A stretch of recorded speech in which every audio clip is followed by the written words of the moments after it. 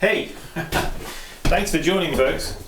I'm here, I'm pottering around. Do you ever do that in the pottery studio? Potter around. I've got a casserole here which I've been working on. In fact, I'm going to be doing some more casseroles, because casseroles are nice, aren't they? Because you can put them in the oven, and they're a nice winter receptacle for cooking your food in. Yes. I have a cup of green tea. Why don't you join me? Green tea full of antioxidants.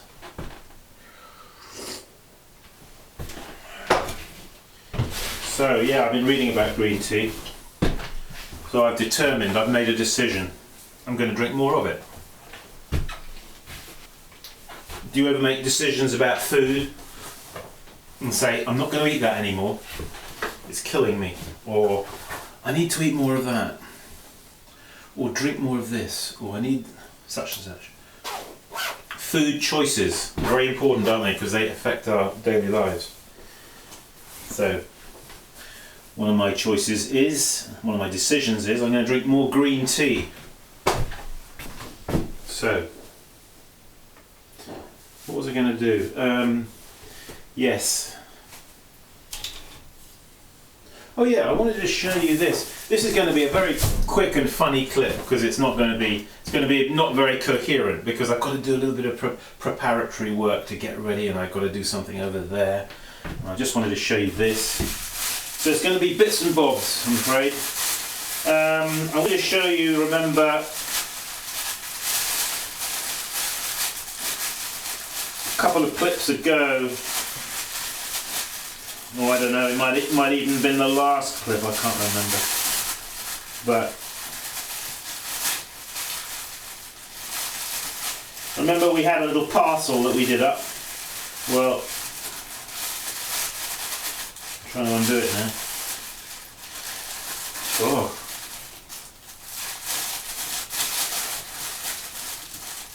Seem to have done up this little parcel rather more enthusiastically than I. Yes. Remember that clay that let me just put the overhead light on again. Remember that clay that it was a bit too hard. Well, you'll remember in the last clip or the one before anyway, I was showing you this, wasn't I? Yeah? Well now, look at it. Beautiful, huh?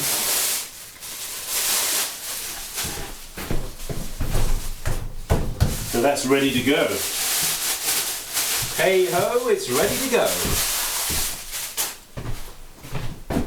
So if you have clay that's too hard, alright, if you leave it, you can see it hasn't been very many days. You see if I open it up like this, you can see how the water has soaked in. But you see, I've got to, of course, what I've got to have to do now is probably still a bit of water in there that may want to come out.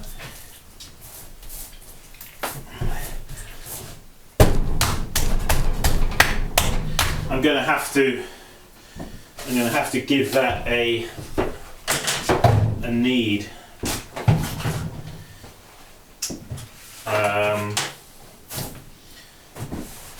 I'm not going to do that right this second though, because I've got some other clay here. Let's bring the camera down here onto the wedging bench there. Yeah. So that clay, which is now softer, I will just put to one side over there. And I've got some more clay here, which I'm just going to give a few turns, if you know what I mean. So this is actually clay that I just want to make another casserole and another lid, and I'm going to show you that actually in the next clip. It's really it's really important to make sure your clay, this is where your pot begins, by the way, okay? It doesn't begin on the wheel, it begins here on the wedging bench. So get your clay really well kneaded, or wedged, as they seem to call it over here in North America. Me coming from Europe, I was always taught this was kneading. In fact, this is Japanese spiral kneading, but over here call it wedging. It doesn't matter, so long as you do it. While I'm here doing this, you'll notice I don't waste any words during these clips. when I replay them, I just seem to be like a non-stop me talking. Well, why not? We've got this opportunity, this moment. Well, let's make the most of it.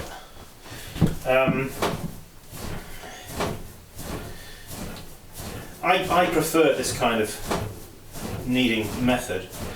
There is that other one where you sort of stand more at right angles to the bench, and you do this ox head ox head kneading like that, which a lot of people seem to, at least in my experience, a lot of people seem to have learnt that way. I suppose that's because the people who taught them, that's the only way they knew. So you can only pass on to your students what you know yourself. So anyway, I actually prefer the Japanese spiral technique. Personally, I think it's more efficient. So just to touch on a couple of things here about kneading. It's really important that you have your table at the right height. So I thought, well, while we're here, let's measure it and get a height. Now that will vary according to your height. I like to be you'll see that I'm quite on top of the clay. You can't knead, with this table too high, because you can't exert enough downward thrust through your shoulders, via your shoulders, through your arms, into the clay. So it's important. I'm going to give you a measurement. I'm a guy. I'm about 5'10" high, just to give you a rough idea. And I'm going to give you a measurement of this. Hang on, that's 18, and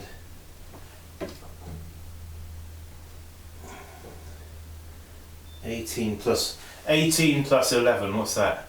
18, 28, so 29 inches this is. Now, in all honesty, it wouldn't matter if it was half an inch higher. This is just a cheap. I paid $10 for this metal desk, and it's got a surface, this desk here, which is, are we in the picture? Let's just move in a bit. The surface is a sort of formica surface. I think that's the best way to describe it. So you can't use clay on here that's too wet, otherwise it tends to stick. But this is ordinary, what I would consider average good hardness for throwing, and you'll see that it's not sticking, is it? By contrast, if I was to take this lump of clay, which I can see there's some wetness here, this is going to cause me a bit more problems on this surface here. But for just normal average clay out of the bag, I find, you see, it doesn't really stick, just a touch there, but it'll stick like that anyway, even on whatever surface. It will leave a bit of a print, like that. But okay, so this is 29 inches in height, and as you can see, I'm nicely on top, so I can use my body weight, you see, like this, like pushing down, pushing down, pushing down, pushing down, pushing down, pushing down. Let's get a little bit like this so you can see what's going on here.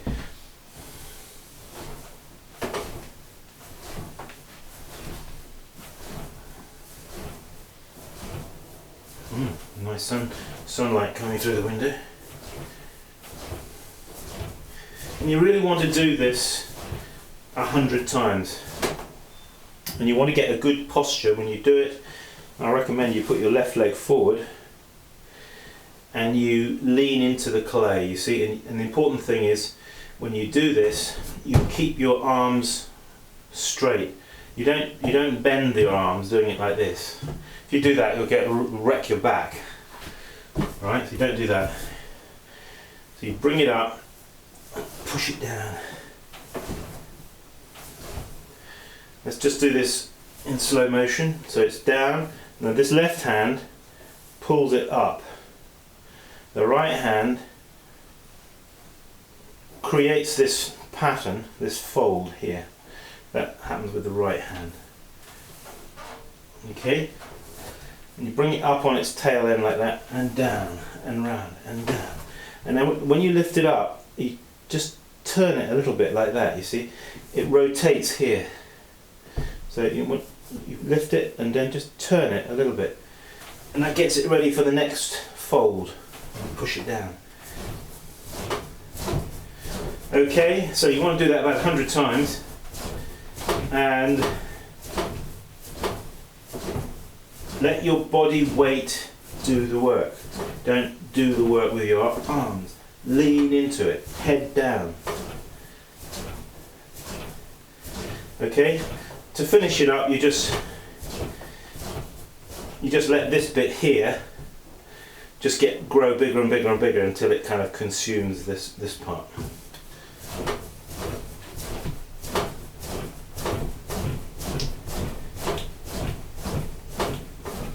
See how it's consuming it?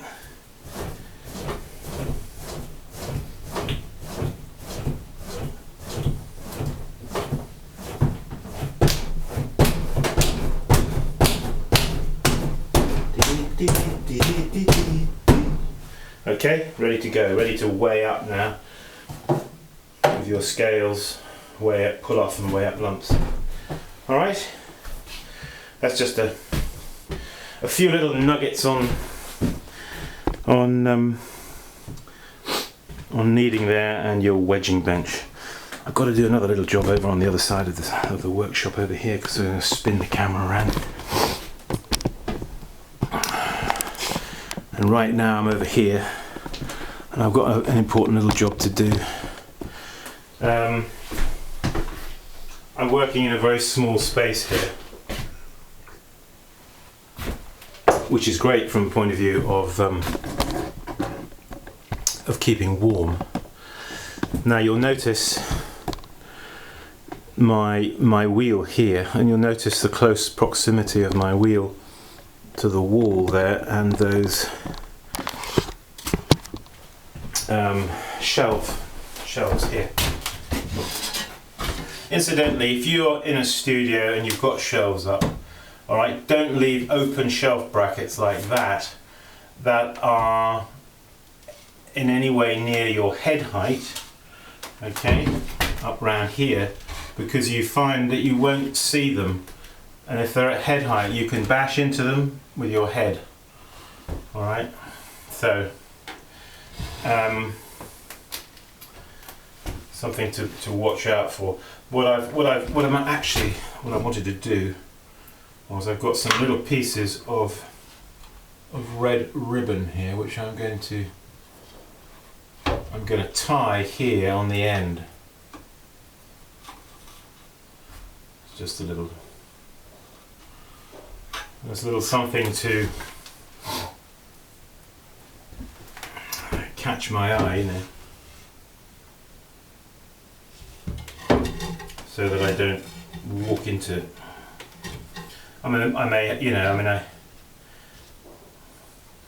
You don't want to do a whole load of porcelain bowls like that, do you? And then walk into them and knock them all down. That would be it.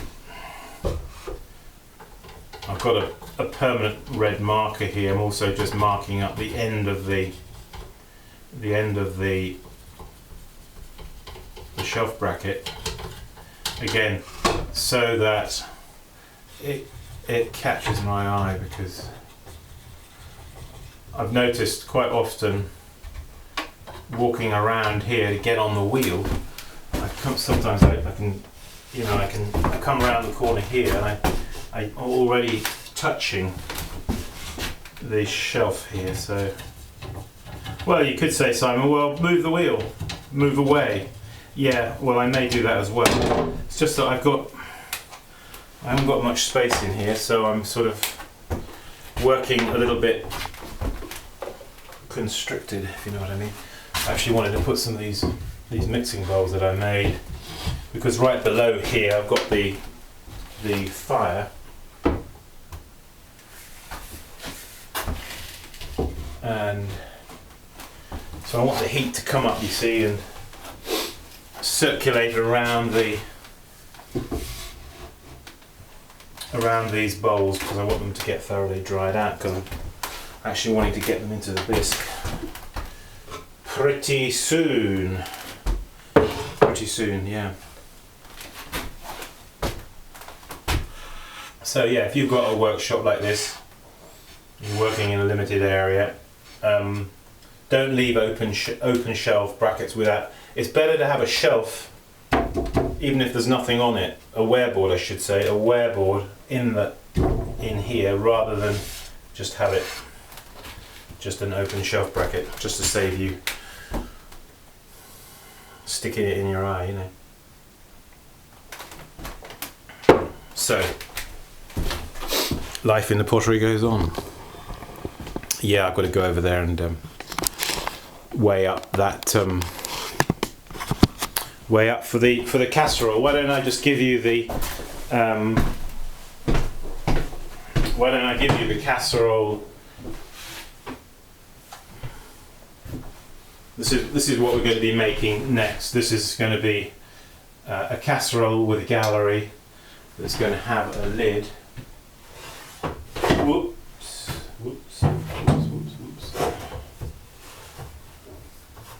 Overbalancing there. It's going to have a lid. It's going to go in there. So what we're going to do is fit up the lid, get that to fit. This one is pretty much ready to do that, actually, and it's going to have some lugs on the side. But first, what I wanted to do was actually throw one, so you can see it being thrown. That's the first thing.